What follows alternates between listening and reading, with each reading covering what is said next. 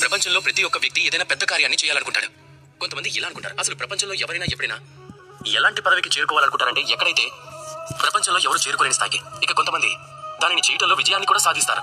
కానీ ఇంకొందరు ఉంటారు, వాళ్ళైతే ఓడిపోతారు. ఎందుకు? ఇదే నా ప్రశ్న. వాళ్ళ నిర్ణయంలో ఏది తక్కువగా ఉండదు, అలాగే వాళ్ళ ప్రయత్నంలో కూడా ఏది తక్కువగా ఉండదు. మరి ఎందుకని వీరు వెనకే ఉండిపోతారు? దీనికి సమాధానం సాధారణమైనది.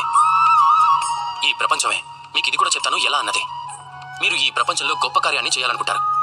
ఎంత గొప్పదంటే ఏ పదవినైతే పొందాలనుకుంటారో దానిని ప్రపంచంలో ఎవరు ఎప్పుడూ పొందలేనిది. కానీ మీ సమస్య ఇది కూడా. ఏంటంటే ఈ కార్యంలో ప్రపంచం మీతో పాటు ఉందా లేదన్నది. ఎంత విచిత్రమైన విషయం.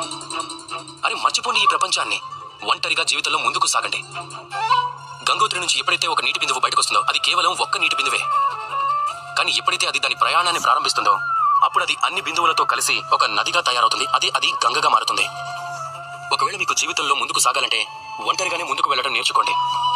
నిర్భయంతో, సాహసంతో, ఆత్మవిశ్వాసంతో జీవితంలో ముందుకు సాగండి. ఒంటరిగా ముందుకు సాగండి. తరువాత చూడండి, ఆ గొప్పతనం, ఆ పదవి మీకోసమే ఎదురు చూస్తున్నట్టుగా ఉంటుంది. రాధాకృష్ణ.